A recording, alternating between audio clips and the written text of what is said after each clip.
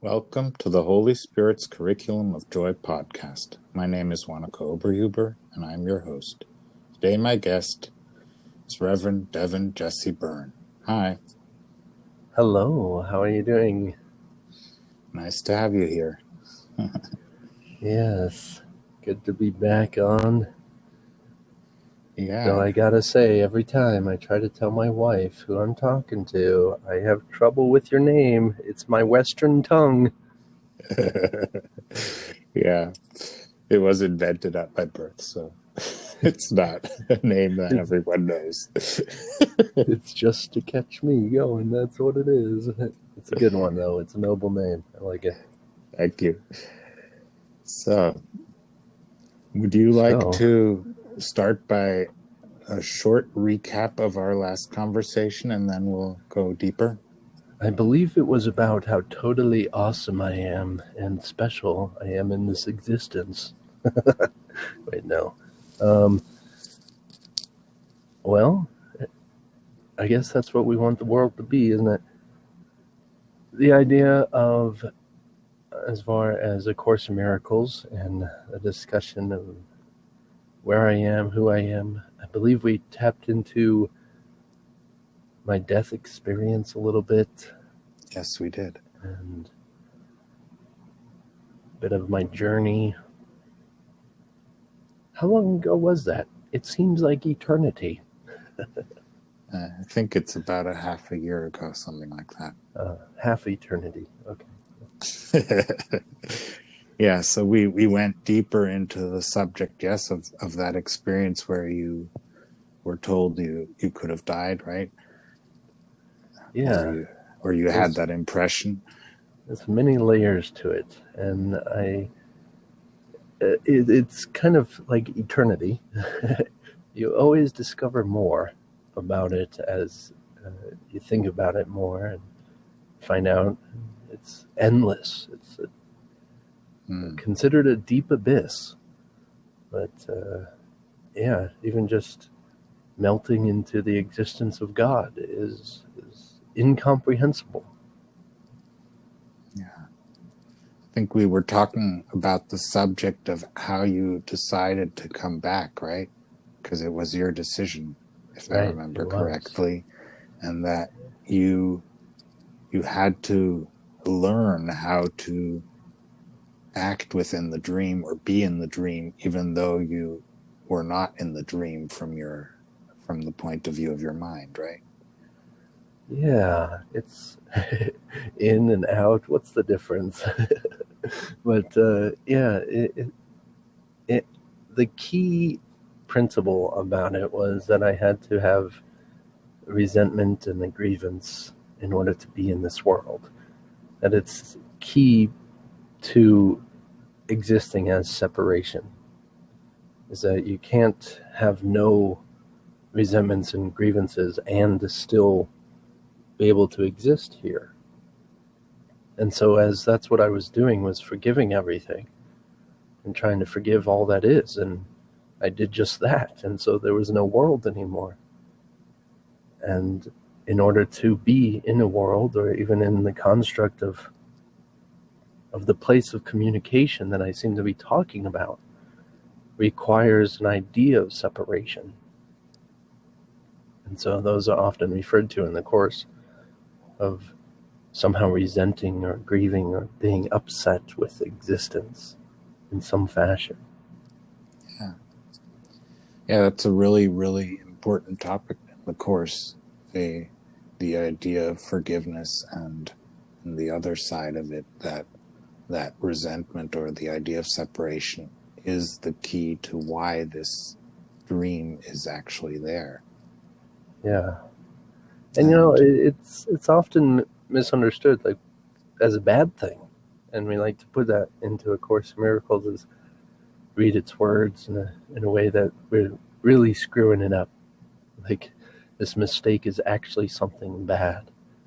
And it's not really something bad, it's just a misperception. And even when I say that, it sounds like it's, oh, this was wrong. But it's just a way of perceiving that's not whole. And that's naturally because of what it is. Like, it can't be whole. If it's whole, all there is God. So you can't exist or experience anything else but God in wholeness. So that it requires separation. And this is only one variation of dreams that it could be. And the Son of God is never guilty. I mean, of course it's guilty. It did it. Yes, absolutely. But it's not like it's a bad thing. It's not wrong. It's not like you're screwing it up. Unless you want to believe that, sure, we can make ourselves feel as ashamed and guilty as we want to be.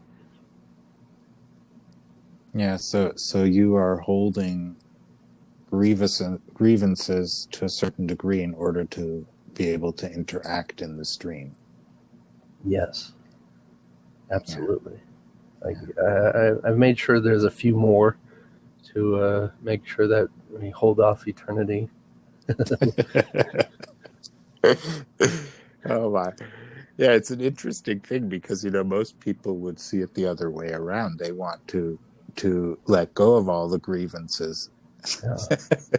Yeah. and you are putting an effort to hold a few grievances, enough to keep your status as a body visible, right, to yourself. Exactly. Yeah, I want to experience this still. It's true. And it's not going to be forever, but I like to see different variations. It's like a child wanting to hear the story, wanting to stay awake a little bit longer for that bedtime story to, what happens with Hansel and Gretel. They found a candy house and they met this crazy witch, and they want to find out what happens. And, life is maybe not as dramatic as that, thanks to Brothers Grimm, but it is a story. It's quite a story, and especially discovering ourselves. So I have the impression you might have in some way recreated the experience that we all, according to A Course in Miracles, have had of making up that idea of separation. Yeah, well, it is palpable. If I presume your question is recognizing that tiny mad idea of separation. It's about that tiny mad idea and the idea that we want to know why we chose separation, to have that thought, and if you have some insights into it. Yeah, when you forgive it and recognize and essentially die to have no more definition of the world, no more definition of yourself, all of your memory is restored, and that's the totality of all existence. And so everything is known. And the same reason, I came back from this death experience is the exact same reason I was born into this life and I started the world.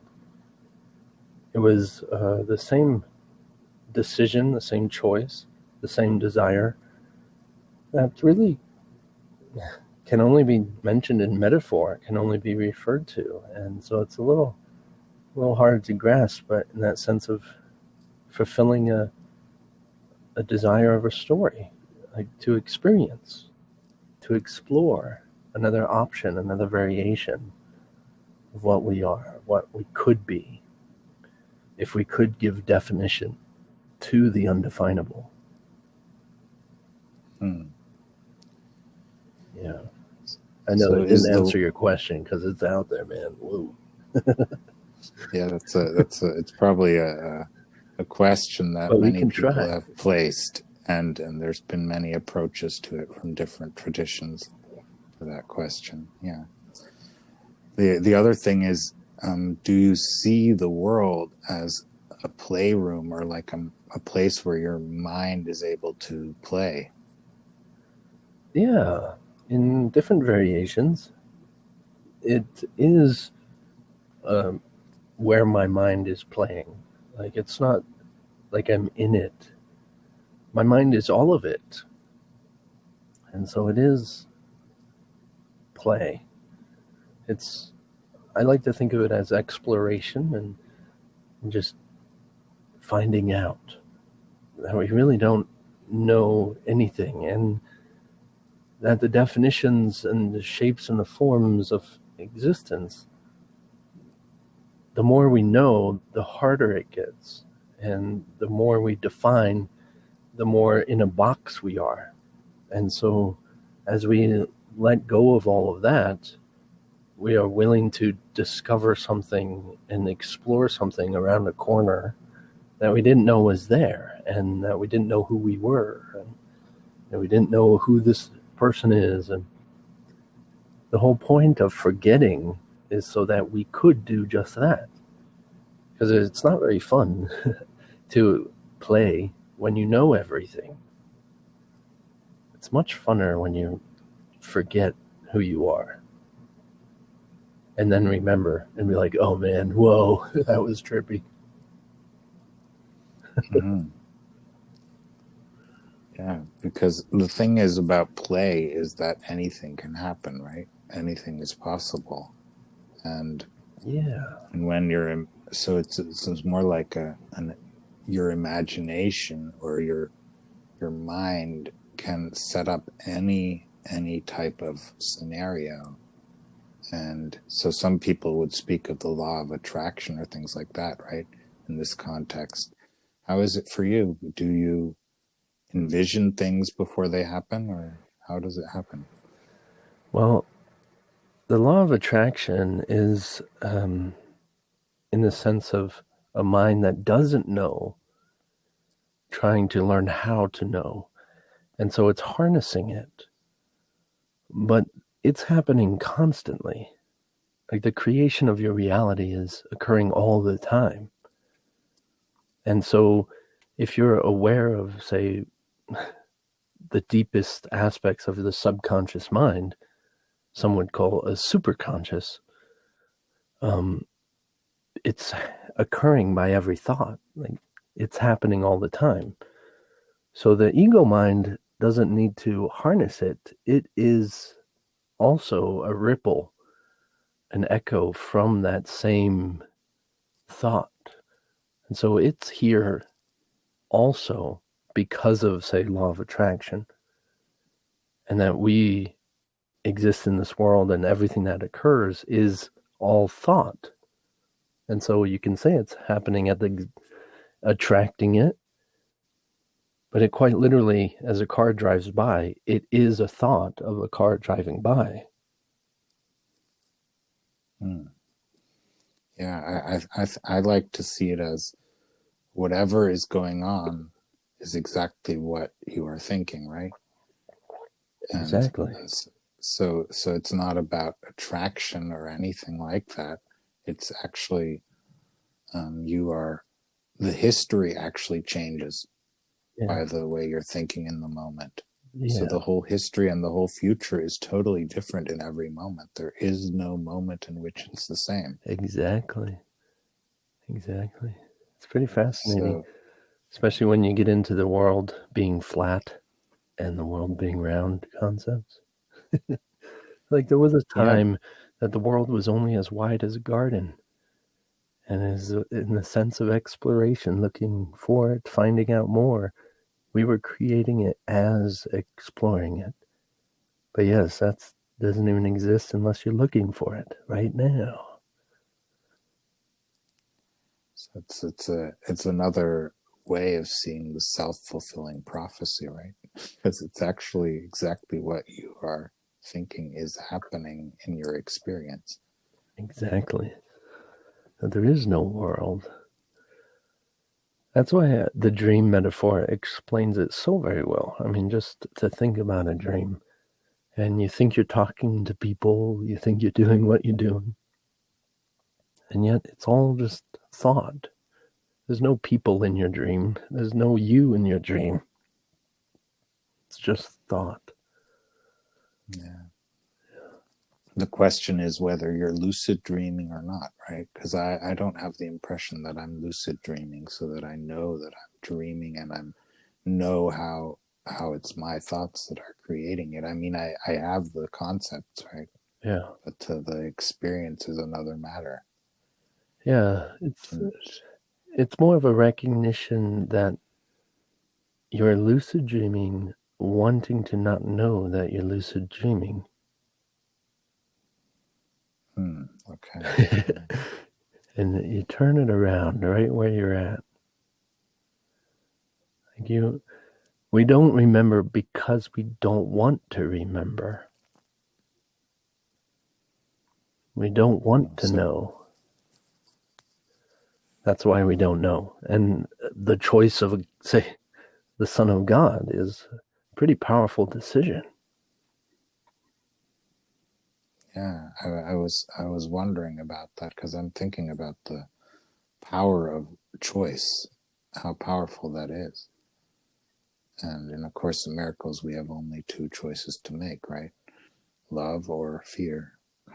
And the one is always there, and the other disappears once the other is made, right? Yeah. Yeah, it depends on applying it to, because you can make it seem like there's millions of choices. Yet you never really have millions of choices, no matter how many choices you think there are. It's either, in that way, clarity and certainty of what you are, or disillusionment. And in that same way, love knows itself, or thinks it's anything else and is confused and lost and afraid. And everything derives from those. And then we, as we're, of course, think, we create our reality in that way and experience it. If we want to be afraid, we have so many experiences to justify being afraid. We would prove to ourselves that we were right.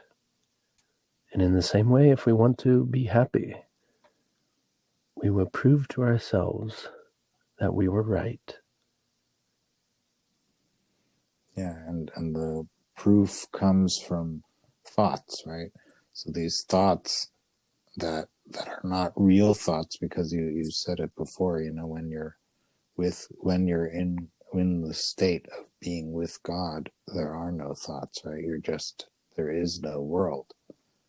Yeah, there are many degrees I refer to as dimensions, yet in the totality of what is the beginning and the end, the 0th and the 10th dimension are nothing.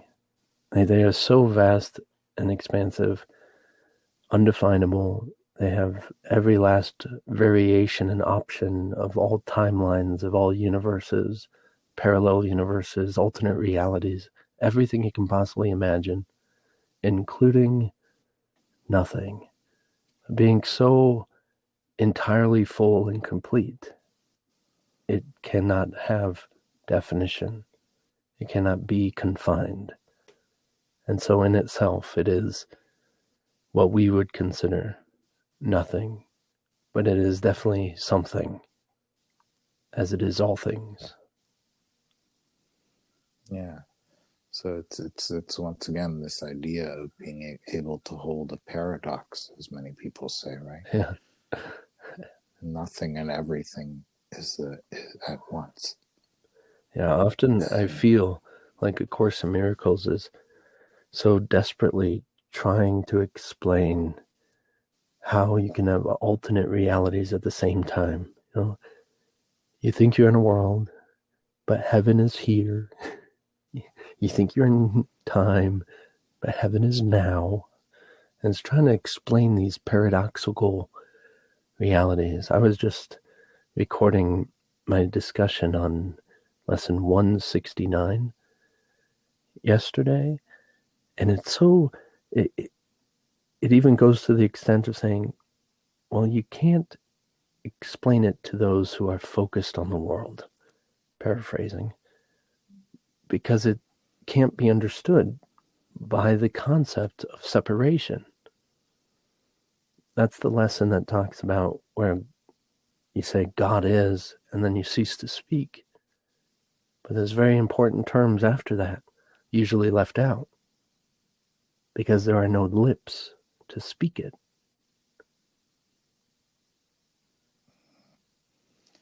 Yeah. So it's like words are no longer necessary because it's an understanding that all have. Yeah. The wholeness has. Yeah. Right. It's pretty amazing. I would like to speak about the topic of miracle work. Okay.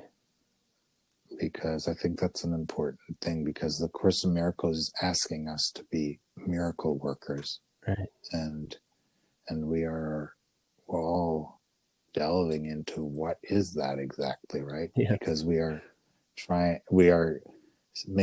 making decisions to do things differently than we thought that they had to be done, right? By allowing something else to take over, right? Like the Holy Spirit or this calmer place from within us. And the miracle working comes from there, right? Yeah, it's definitely tricky because, I mean, even as A Course in Miracles is a course in miracles, and yet it almost never really explains exactly what a miracle is. It's pretty interesting just from the sense of the sheer living from this place, and especially when you recognize a thought that becomes reality. That is miracles. That is what a miracle is. Simply to have existence. And so it is definitely a concept that's hard to grasp for many, but in the way of recognizing that you being who you are is miraculous. I know it's like saying, "Oh yeah, look at the sun and the clouds. Yes, it's so miraculous. Miracles happen every day." But it's true that there is no existence without this sense of life. And you are this life. And it all comes into existence. So if we wanted to get a little bit more practical, which I believe you're wanting to get into, of how to actually be a miracle worker, as A Course in Miracles really offers it, is what I would reference to as being aloof, being unaware of what many would say you have to be aware of in life, and kind of being what is in the moment, but undefined and loose and just playing on edge with no worry, no concern. Things might happen in other perspectives, but you're not concerned with it. You're not defined it. You don't know if someone's dead or alive. And so to raise the dead would be simply to play with your friend. The miracle happens just because you don't know what should be according to the world. You just are what you are.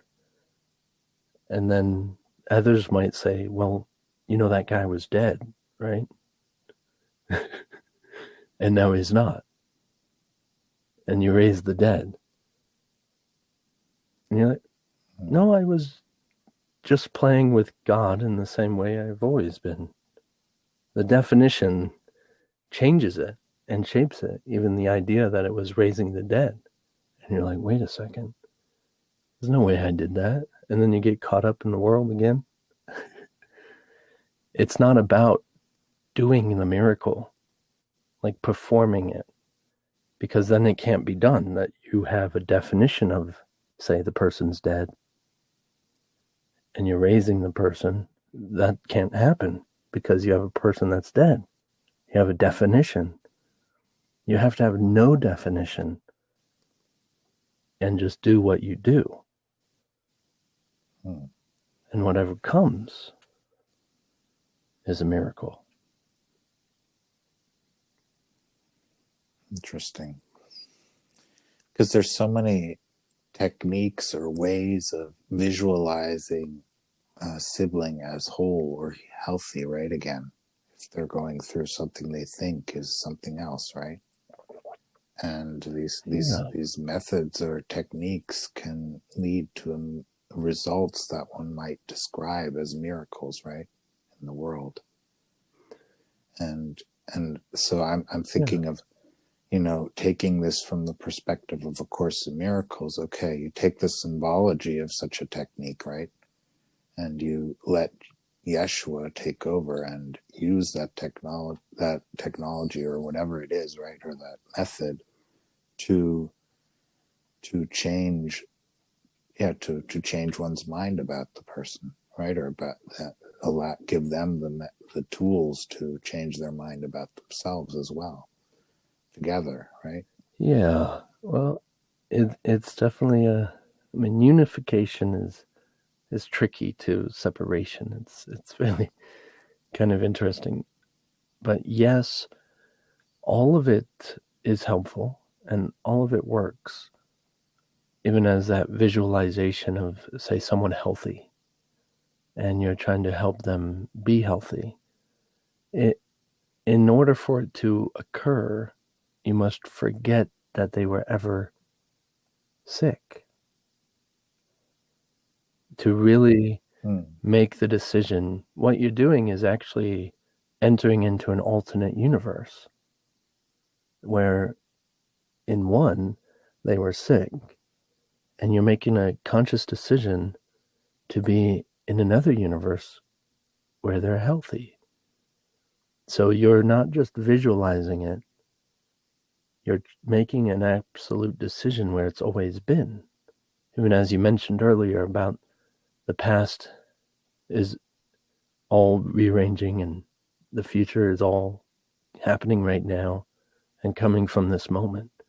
So that decision of being healthy is quite literally being in a universe where that's all that's ever happened. Right. Yeah, it sounds very similar to what I've heard Daryl Anka channel Bashar about. I don't know if you've heard of them. Sounds familiar. Yeah. And so Bashar is also saying about the choices and the now changing which reality, which timeline you're in or whatever, right? Yeah, I don't know if I got it totally correctly, but anyways, it sounds a lot like what you're saying. Yeah, it's unnecessary information for.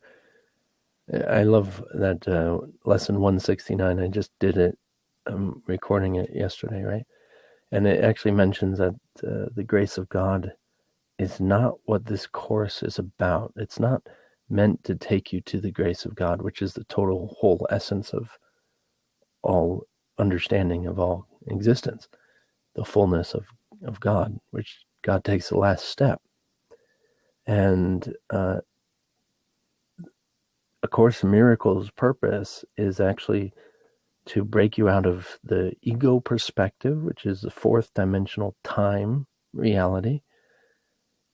So you recognize the authority of the first dimension, which is Christ, and enter into the fifth dimension. So it's breaking the barrier and recognizing and remembering the total reality of all who you are and the fullness of knowledge, and then bringing that back. And through that experience, you see alternate realities or universes occurring at the same time.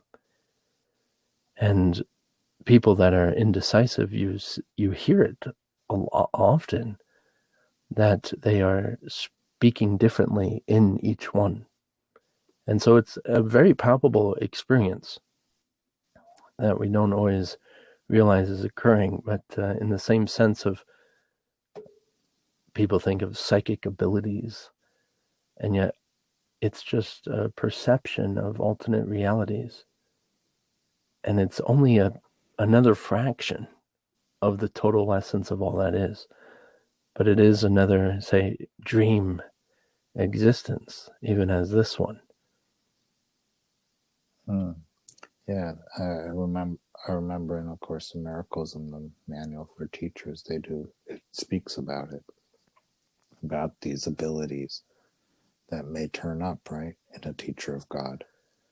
And that these abilities only turn up not because the person is special, but because it's what they need to fulfill their role, the special function that they have in returning home.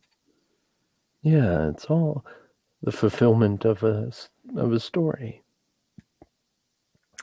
So you always need to have everyone playing their part. Yeah. So, I mean, it's always helpful and inspiring. Of course, none of it is the total essence of God. But even as you hear me explain in all my courses and things, is that it's not about getting to the fullness of truth anymore.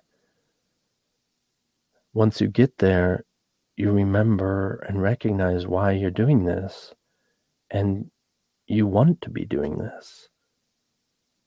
You designed the ego to keep you here so that you can explore it in this fashion. There's many different ways of exploring it, and I would say it's more about the happy dream than it's about the fullness of understanding. Even as I'm holding on to grievances to stay in this reality, you are too. And we don't realize that we're doing it on purpose. I mean, we're the Son of God. If we didn't want to be doing it, we wouldn't be. Yeah, that's what A Course in Miracles is saying, right? It's our choice. Yes. And we're doing things by choice, on purpose. Yes. We're experiencing on purpose, which is a very important understanding, right? To accept in one's life, because it means responsibility, and at the same time freedom, right? Yeah. Of anything like guilt or anything you are innocent, because it's your, as the child of God, it's your right. Yes. Now, of course, it has only good effects. Yeah. Of course, anytime we get caught up in it and distracted and get fully invested or enveloped in, say, fear and lost, it's helpful.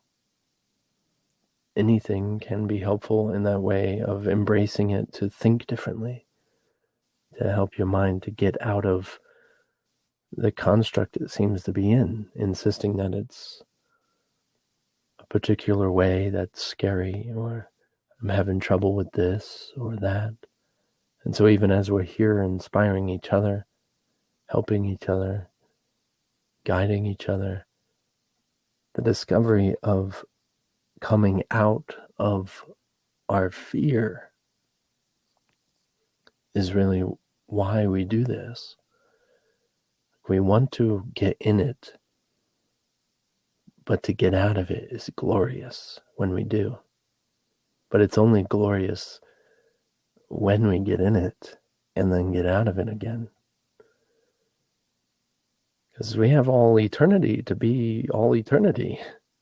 And yes, it's nice, but it's even nicer when you lose it and find it again. I don't know. I can't say whether I concur or not. That's good. Because I don't know. Maybe it's necessary in order to enjoy eternity to have had this dream or not. I don't know. Obviously, I think it is. Otherwise, I wouldn't be dreaming, right? Yeah. Yeah, it's an interesting thing, that's for sure. We can't really get around it, and we can't get in it, through it. It's everywhere. It's like all around.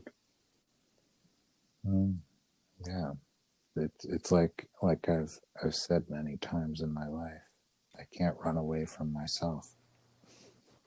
Yeah. So you can go within the dream to some other place, to so-called other people, but it's only better as long as you are letting that feeling of being free there. But the moment you start getting uptight, the whole thing's come back, and it's the same again, or Yeah. similar. So Can't shake it's it like off. I realized it's really what I'm thinking determines the experience. It's not the place I go to. It would actually change where I am at as well if I changed the way I'm thinking about it. Yeah. I like that you use the words uptight, because I definitely associate forgiveness to relaxation. And that as you're letting go in your mind, you're also reflecting and letting go in your body. It naturally happens. Relaxation in every form, in your head, in your face, in your body, and your energy naturally is occurring as well. So as you get concerned and worried, also you get uptight physically and tense. Yes, indeed. Yeah, I thought it interesting. Just yesterday, someone was saying, "Oh, you should be frustrated about this. You should Well, you be should be. this and that, right? Right? You should be so frustrated about your life. You're not living what you could be living, and this and that, right?" And I was like, "Wow, I'm responding to that. Why am I responding to that with some tension and this and that, right? Because whether I am the one who decides to about frustration, no matter what situation I'm in." so, Yeah. so I was buying into those thoughts, right? But they were not. They have nothing to do with what actually is going on.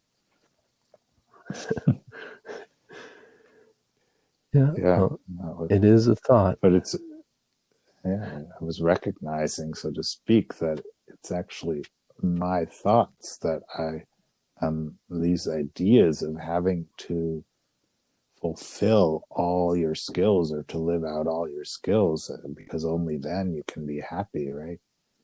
Right. Right. And these things have actually been frustrating me for so long in some ways, right? And in the other way, I need to recognize that's not what was frustrating me in the first place. It was my idea that I should be someone else, right? Mm. And I am, right? And that has been always the cause of not feeling comfortable in this present moment. Yeah. Yeah. To whatever degree you understand it, to be yourself is always helpful. Even if it's an illusionary idea of yourself, be it completely. Yeah, that's always, it's better to accept who you're experiencing yourself to be than to fight it, right? Is that what you're saying? Yeah, it will always take you to the next step if there be one. And of course, Right. many would say that, well, I don't want to be an ego. And like, yes, you do. That's why you're doing it. But to accept yourself in what is an illusion is to accept yourself in what is reality. We often think illusions actually exist, but they don't. Right. Right. So so yes, that's the whole thing about being where you are now is the place to relax about it, right? Yeah, whatever you see, whatever you believe, this is okay. This is okay. And yes, this will pass and this will change and rearrange, but if you just recognize it's okay, this is acceptable, then you'll find peace and it will follow you. It will create your reality. Your day will become, it's okay, it's good, it's acceptable. Yeah, it's like this, the idea of in defenselessness, your safety lies, right? Yes. From A Course in Miracles, that I've been thinking about a lot recently, because it's this defending against so many things all the time is pretty tedious. Yeah, even in the small little sense of complaining. Yep. Yeah, it's pretty interesting. And yet, even just saying something mean about someone. Yes, it's true. It's or about the world or whatever, right? I've been noticing how tense that makes me. Yeah. Experience myself. And of course, if you don't want to be tense, then we got to do something different. But It is okay to be tense. It is acceptable. And that's one thing, is like being upset. It's okay to be upset. It's not anything different. It's not anything like separate from not being upset or separate from being at peace. Peace is there also. Joy is there also. It's just being upset. Yeah.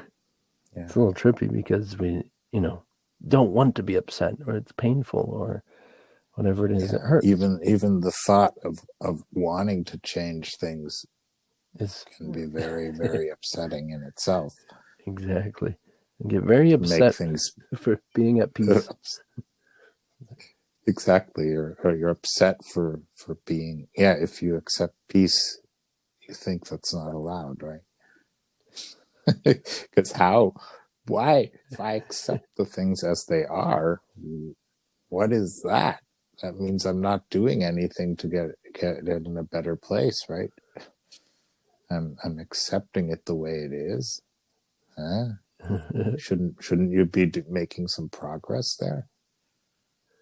Yeah. Progress.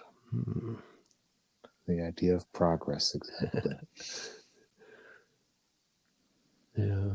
I remember in studying social and cultural anthropology, we had this researcher who researched a people who didn't care about progress, a culture. It was like, interesting that exists as well, right? Okay. And did they progress? I don't know. It was like he was there for a little while, and then he wrote about it, and then he was gone. Right? I think this isn't going anywhere. But it sounded like the idea was so exciting to this researcher, right? That these people didn't have any concepts about progress. And they didn't even have those concepts. So in the terms of their language or their way of seeing things, they probably wouldn't even notice that progress had happened. And it's like an adaptability to what is, and it's there. I mean, we do it often. I actually see it in my wife a little bit, recognizing that I just have to do with what I have, and I have to just live. And of course, wanting to improve is there as well, but it's not as extreme. There's a cap. There's a limit. There's a physical world. I'm a body. I'm a person. I can't evolve past that. I can't go past that when you believe it's all there is. And so you have to essentially maintain, there's really just, I have to go to work I have to raise my kids. I have to go to sleep, go to work, raise my kids, go to sleep. And naturally thinking that there's no progress is just accepting, as it is. And it's interesting that I'm using that term because accepting no progress also sounds like you're not progressing. And yet accepting as it is sure sounds like what we want to do to progress, doesn't it? So it's interesting when we study other people because we think we're looking at other people, don't we? Yeah, we do. And there's no real basis for it when you realize that it's what you're thinking about them. Yeah. Because it's like, okay, this person says this, and you immediately make a whole story about it, what it means, what it should mean to you. And if you're at the moment in fear, you will find a way to determine it to be fearful. I believe it's in the manual for teachers. There's a part where it's talking about coming to know yourself and you coming back, and people that also know themselves will see you as like unto themselves. They recognize themselves. And those who do not know themselves will also see you like themselves. And you can't really show anybody what you know about yourself. For everybody, even yourself, just sees yourself. Yeah. You can see what you are allowing yourself to see and nothing else, right? Yeah. In other words. So a teacher of God who experiences themselves as a teacher of God actually sees everyone as a teacher of God. Yeah. More or less. You can't tell who needs this information anymore because everyone has this information. It's like you when you recognize God, there's only God. Even when you look at your brother, they're God.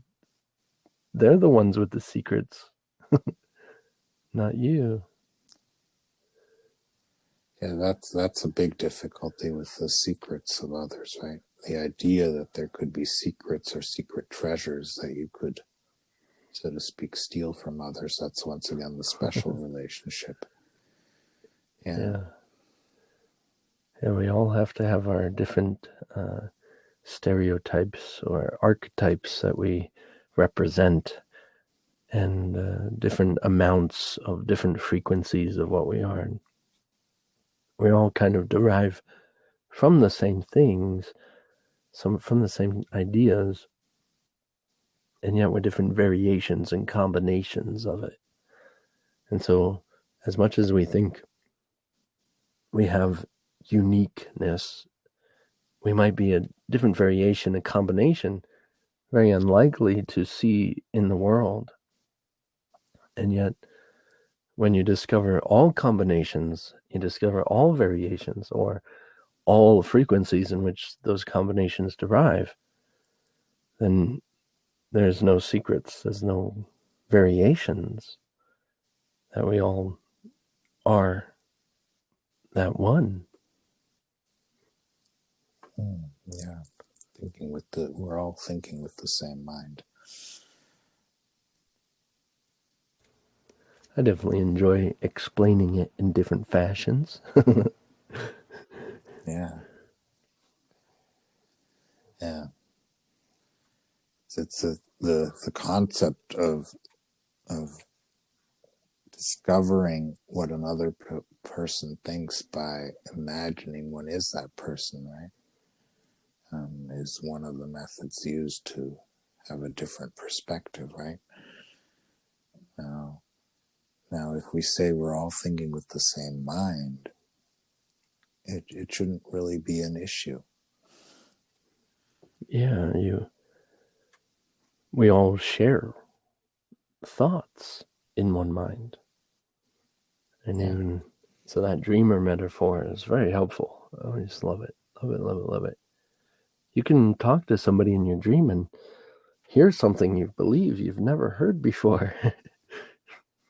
And yet it's your dream. How did you have a thought that I didn't have?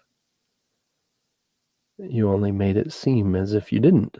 You forgot your thought and projected it outward and made it an experience instead. But it's simultaneous with the thought. The thought is happening as the person. It's not separate from it. It's at the same time. Like, this is the mind of God. Yeah, interesting. When you think of your concept of self and who you actually are, right? According to A Course in Miracles, that's a difference. Yeah. Big difference. But who you actually are makes it possible to have a concept of yourself seem real.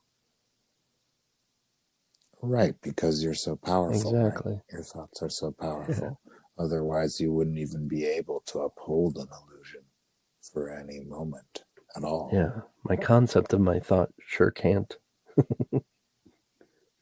Yeah, the thoughts themselves are not powerful enough to be upheld. It needs to have the basis of someone who's real, something that's real,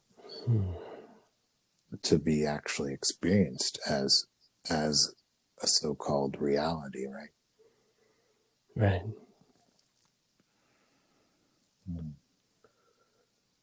So yeah, I think that's a very important lesson that we're learning, is to recognize the power of our power. In every sense of the word.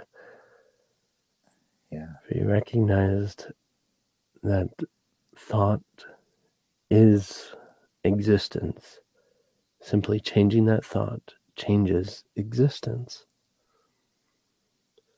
That's pretty powerful. Yeah, it changes our experience of what we think we are, right? Right. Right. It doesn't change who we are. No, the reality stays the same, that's for sure. Yeah, and that's fascinating, to think that you actually have a safe place to come back to. Yeah. Right? So, and one of the concepts in education is also you need this safe place to come back to when you're a child, right? You need to have this connection. So when you bond with your parent, right, and you need that bond in order to be able to then go out and explore and know you can return anytime you want, right? And I guess that's a similar idea to what we're experiencing when we're talking about this. Yeah. That's beautiful. I am in the experience of raising children here myself and seeing that happen. So am I. Yeah. I have a son in kindergarten, and it's fascinating to see his different experience every day. It's like every time he goes off, I have to remind him that I'll be here and that I'll be happy for him, proud of him. And then he has a good day. And if I just kind of kick him out the door, he's all like stressed out and concerned. And of course, it never happens like that. I don't kick him out the door. But if I don't remind him, how safe he is in that way, then it gets disconcerting. Yeah, and the question is, are we able to be that safe haven, right? Yeah. Because when we are not feeling that way, how are we to be that safe haven, right? And to teach our children, or to share with our children, that they are also a safe haven, right? Yeah, that's good. And not dependent on us being the safe haven, right, for them. Exactly. Yeah. because we could also depend on them to be the safe haven for us. And we need to let go of that, right? Because we are like, oh, if the kid acts this way, then I'm not safe. And if the kid acts a different way, oh, what a wonderful day, right? And same with partners. It doesn't matter. But with kids, it's very obvious, right? How quickly we can shift from being happy to unhappy, depending on what we think is going on. It is quite mesmerizing. Exactly. Yes.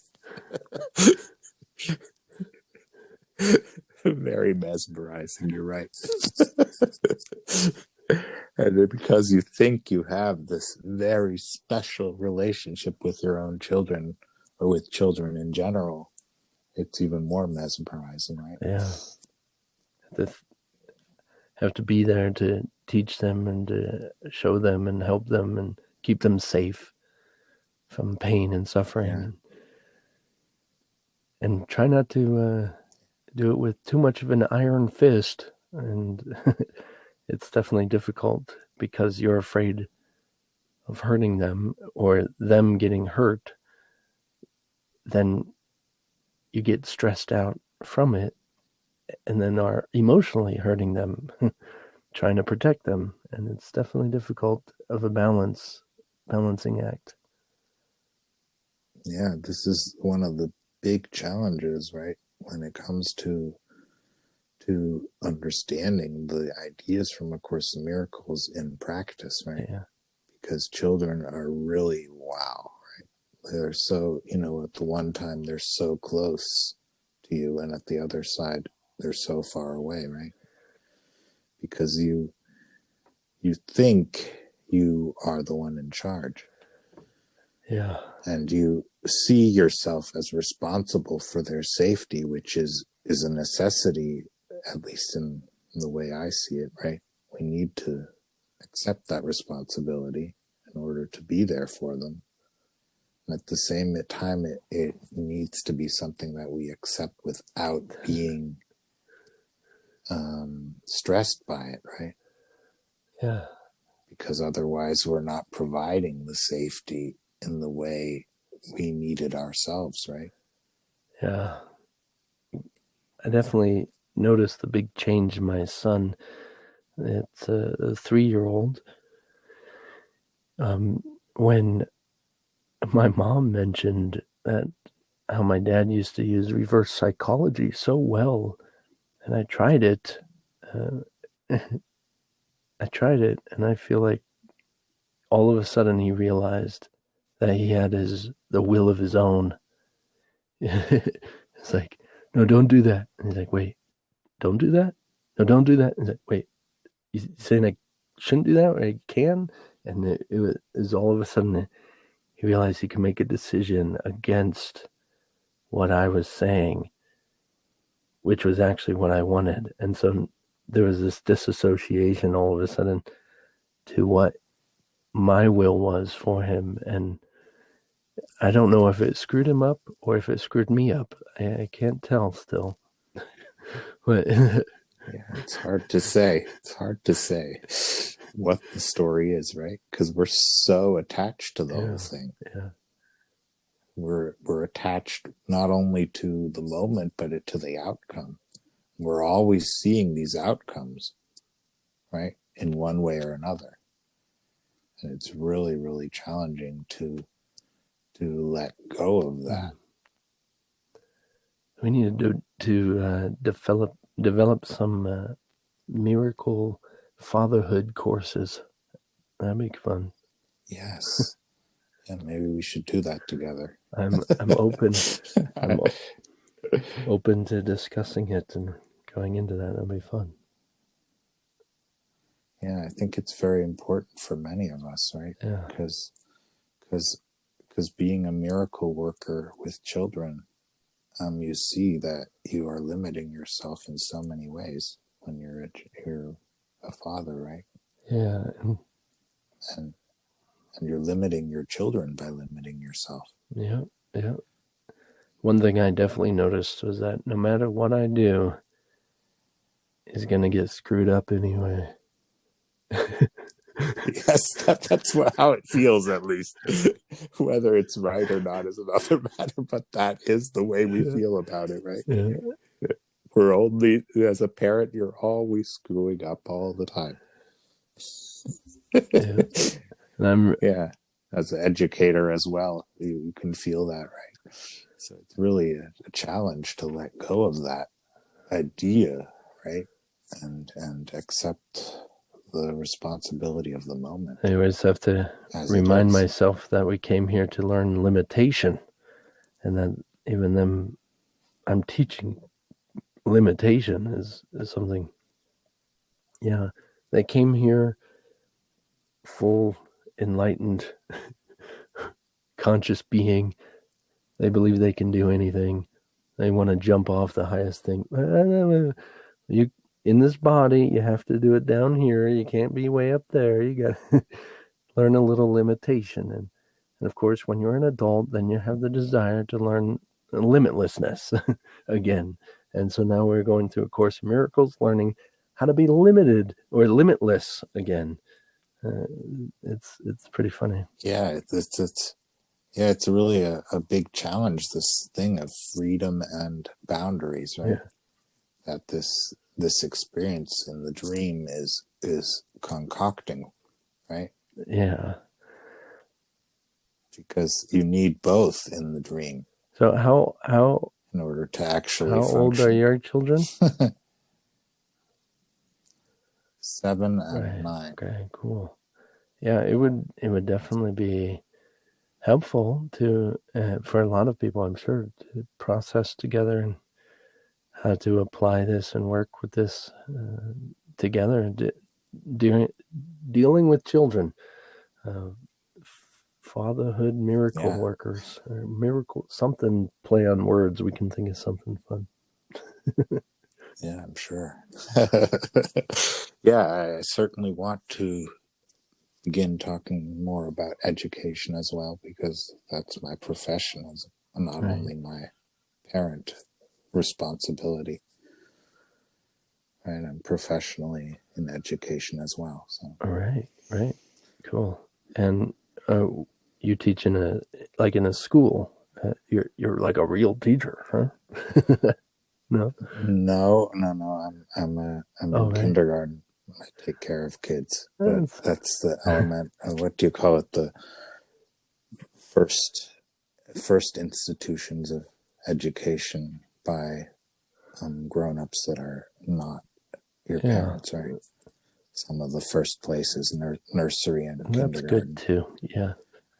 I did work in schools as well, but also in the daycare and not as a teacher. Nice. But I've also taught English to kids, and I still do in some ways. So yeah. Okay. I meant real, like as in opposed to me, where I just developed my own academy. So I'm breaking all the rules. I'm just doing my own thing. They're actually, yeah, that's a good question, where the rules start and where they end. It's true. I mean, having studied social and cultural anthropology, and looking into childhood and the different ways that different peoples or cultures or societies actually see it. Yeah. Right? And I was very excited when I heard, there's these groups where just the children are educating each other, right? Yeah, just by and stuff like that in other cultural contexts, right? Or where the brother of the mother is the father to the children, and things like that, where things are turned around totally different from what we think is correct, right? Yeah. Or the way they are introduced to being boys or girls, right? And these rituals to become grown-ups, right? And they differ in so many ways in different cultures. And so, where the views on sexuality are so different. Yeah, there's definitely and so on and so forth. there's so much to explore about this that what I learned or studied or what I've done cannot encompass all of that. It's way too vast to say I know what is right or what is wrong. Yeah, I don't. I get it. Yeah. And my colleagues, like, yeah, you learned all of that. You know it all, just like we do, and this and that. And I'm like, I have so much more. There's so much to learn. And I was like, am I embarrassing myself? But no, it's not embarrassing to say that you don't know. But it's hard to recognize that's not embarrassing, right? I thought it was at the moment.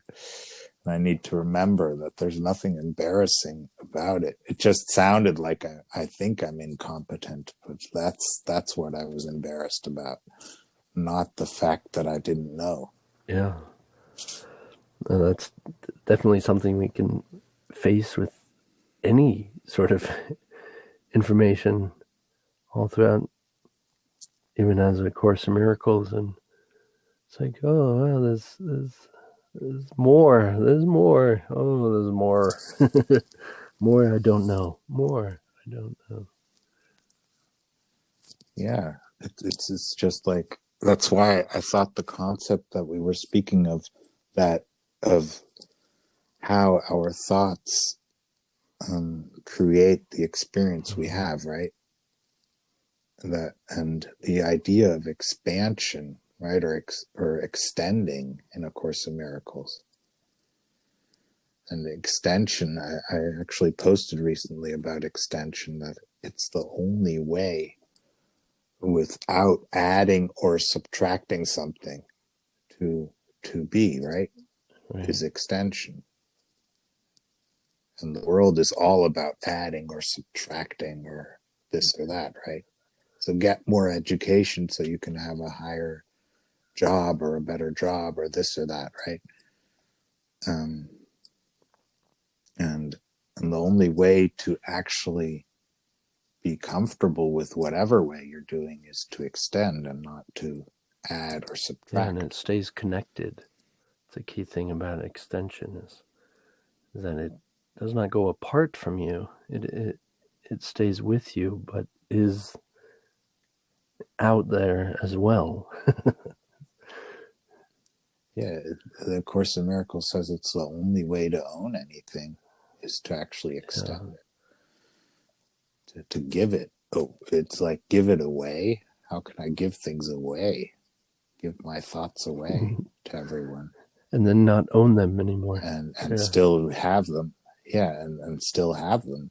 But A Course in Miracles says giving your thoughts, giving your ideas, giving it all is the only way to actually own it. And it's actually true when you think of publishing and so on.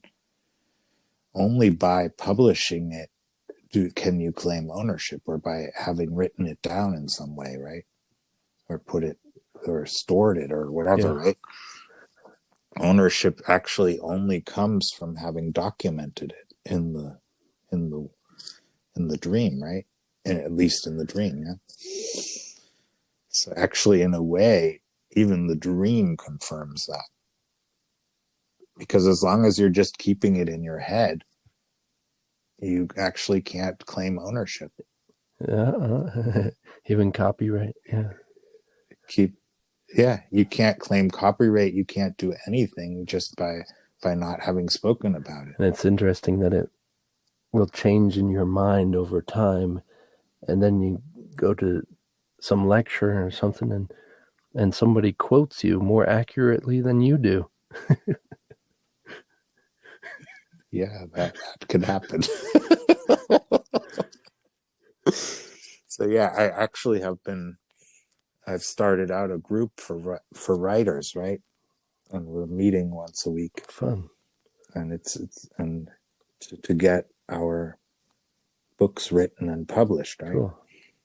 And like anyone can imagine, I don't know all too much about it myself, except for that I am a writer since a long time, right? About getting it published, right? And so we're there to support each other, right? to actually get the things out there.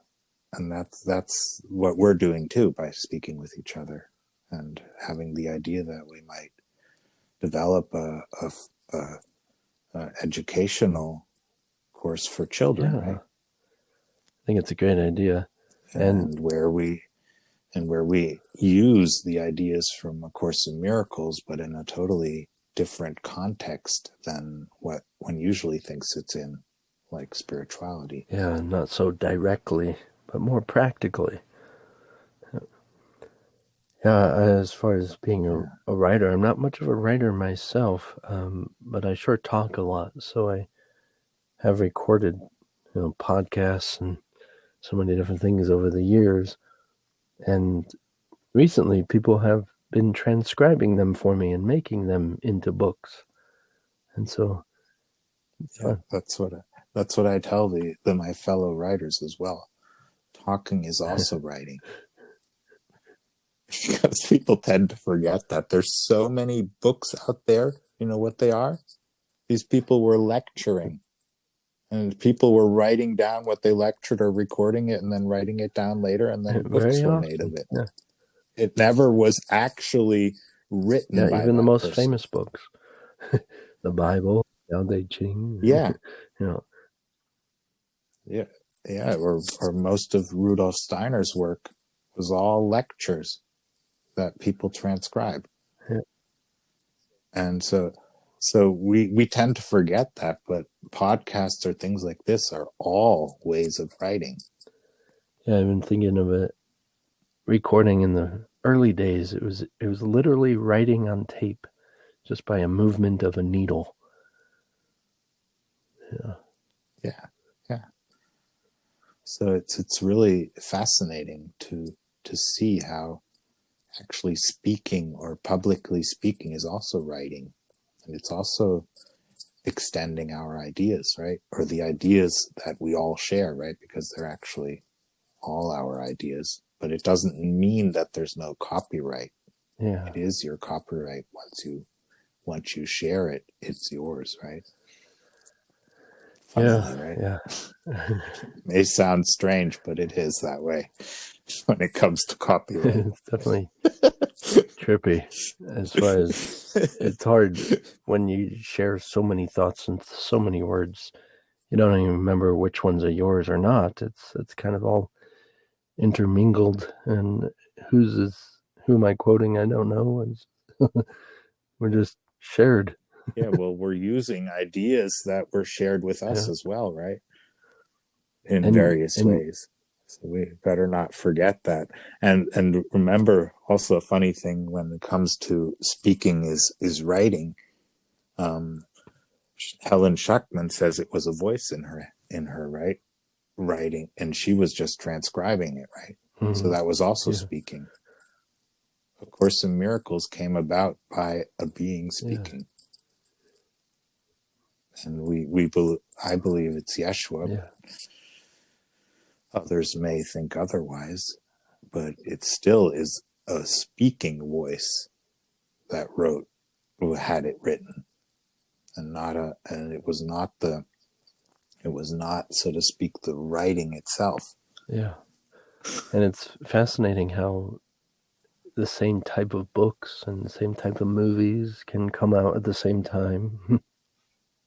Because it's that shared mind branching off its own unique perspective. Yeah. And many inventions were invented by at least 2 or 3 people at the same time, or a similar time schedule. And then it was a really difficult thing to figure out who actually got the patent or not. Yeah. Who are we quoting now? No, I understand it.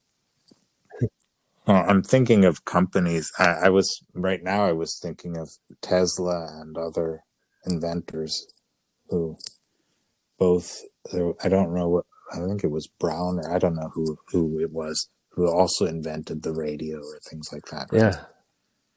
And the one of them got the patent and the other didn't, right? But this happens all the time. It's just an example. And that's so many firms, are patenting their things as fast as possible, right? In order to keep it. Because of that, right? Or keeping secrets. Now, the question is, keeping secrets indefinitely doesn't make sense. That's why they have to patent it, because then it's not a secret anymore. And that's why it belongs to them, so to speak. As long as it's a secret and they don't have proof that they had invented it before someone else, right? Or saved it somehow. Someone else can patent it. Saving all variations of it. Yeah, definitely. Yeah. And then it starts getting political. Yeah. And that's where we need to figure out, why does a Course in Miracles say, share everything, because you share everything anyways. And it doesn't say it doesn't belong to you. It actually says it belongs to you by extending only for 70 years. Which is also that's law. That's not what A Course in Miracles says. That's the dream idea of books, right? But if you republish it, you get it back. I think, with some variations. I believe it used to be 20 years or 17 or something. And it was Walt Disney Company that got it extended and changed it to 70 years. I know that. Wow. Okay. That's cool. That's why they release movies after a while. It goes to the vaults and then we're republishing it, doing it again. Yeah. Yeah, then they get the 70 years again. Whereby these movies are based on so many books that were there before. It's really hard to understand all these laws, right? Yeah, I had no idea that the Brothers Grimm did the Snow White story as well. And so it's like they just took another story and made it into their thing. And it's pretty fascinating how... Yes. Yeah, almost all movies or films come from some book or some tale that someone told at some point and then was written down. Because even the Brothers Grimm, they were collecting the stories. Yeah. They were not the authors of them. Well, as much as it sounds like... They were going around and collecting stories or fables or myths. They were collecting all these things, and then they put books together with them.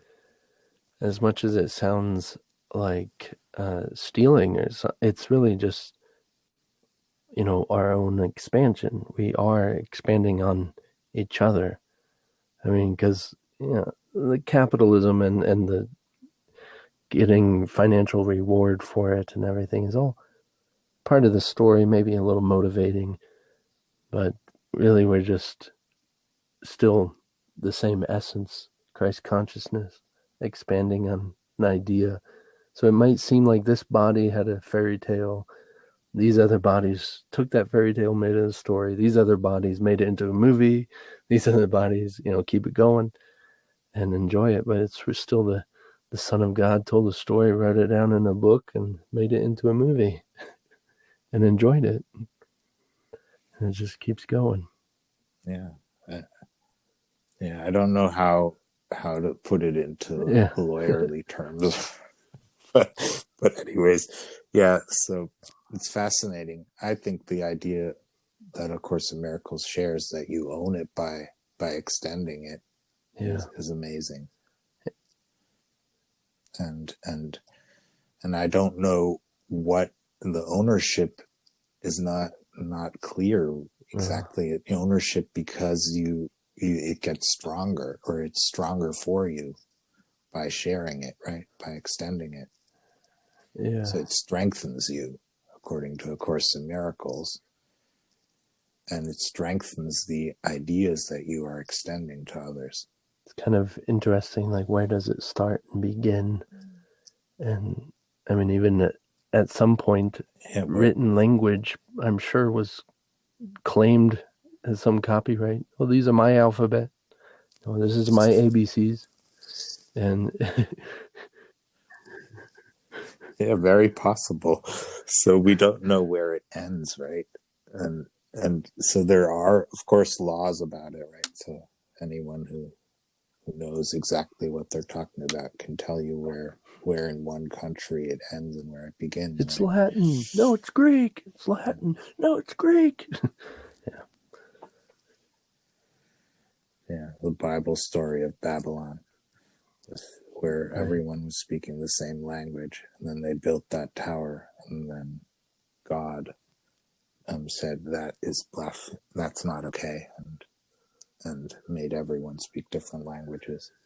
Yeah. Yeah, Yeah. it's another story of separation, I guess. And divide these people. They're gonna see the clouds. Oh no. Yeah. It's pretty interesting, that's for sure. Yeah. Yeah. Anyways, for university, they had to put my master's thesis through this program that checked whether it was okay or not, right? Whether it infringed on copyright or anything, right? So you have to go through that process when you submit a paper nowadays. So if you've done something that is like some people might copy the exact words from someone else, right, and not quote them. Yeah. That's not allowed. That's interesting. So it actually So you have to. assesses, like a computer assesses everything and looks for it. Yeah. Yep. So if it has anything in the database it's researching through, you can get a problem if you've done that. So you can't have a doctorate unless you put a couple ands in there and a different spacing and a comma there instead. Well, I don't know if it can be tricked that way because it has to. But anyways, it's important that you do an honest work, right? Yeah, it's Work definitely fairly and follow the rules of quoting and extending ideas from others as well through quotes to make it very scientific. there's definitely no reason not to be honest. I don't think it's just uncomfortable to not be yourself. Well, some people, the reasons they have is to get their paper done without having put work into it, much work into it themselves, right? So they might apply the idea of stealing, so to speak, of taking it from somewhere else. But that's certainly not allowed, and nowadays it can be checked, right? The works that they used to do, that was much harder. Even putting a concept into your own words, I'm sure, has been done so many times that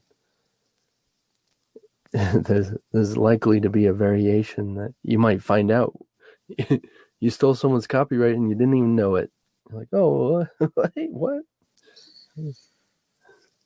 Well, ideas, you cannot write without having ideas that you're building on, right? So you can't complete assessment of where these ideas come from is probably impossible. Exactly.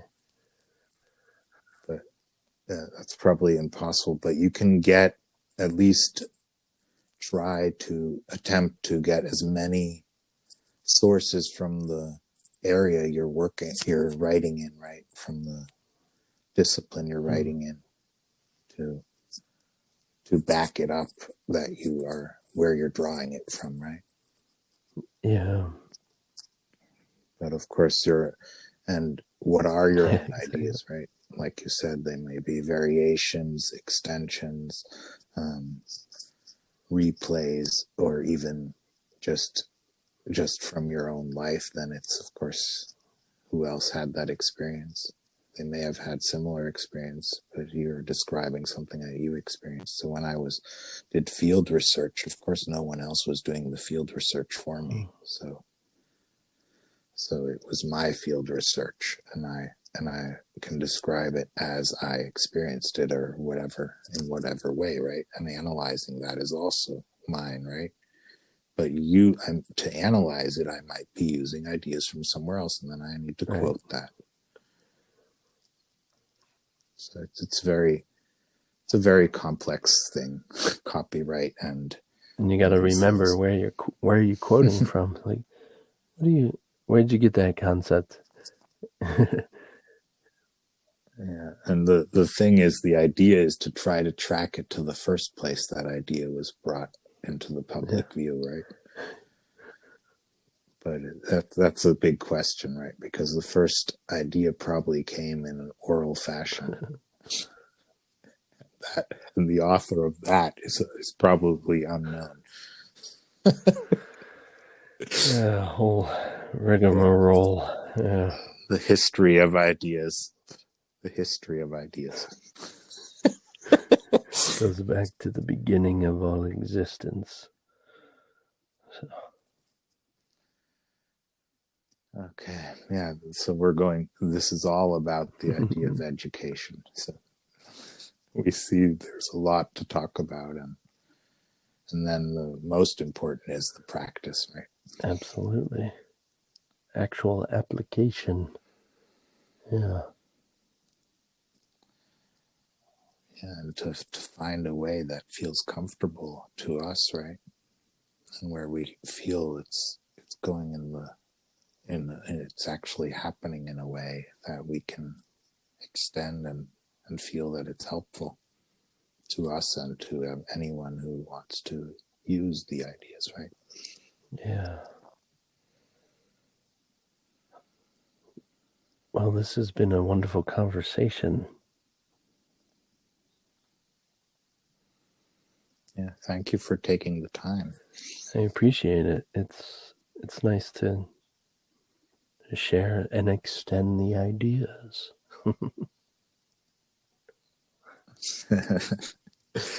Yeah. So you might want to share where one can get a hold of you.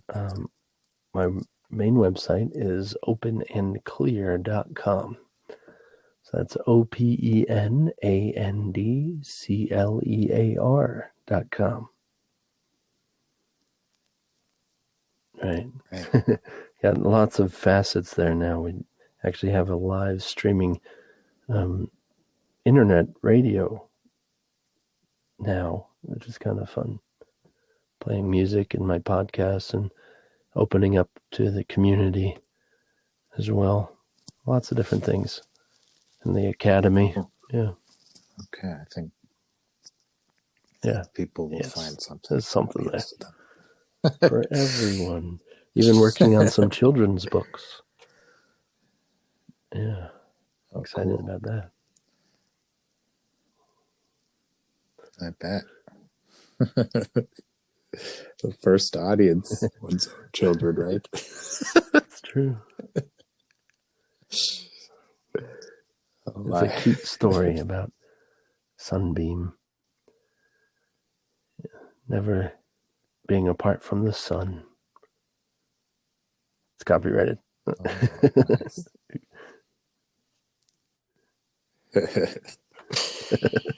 Okay. That's funny. And please spread the word about this podcast and enjoy it. And I will publish it.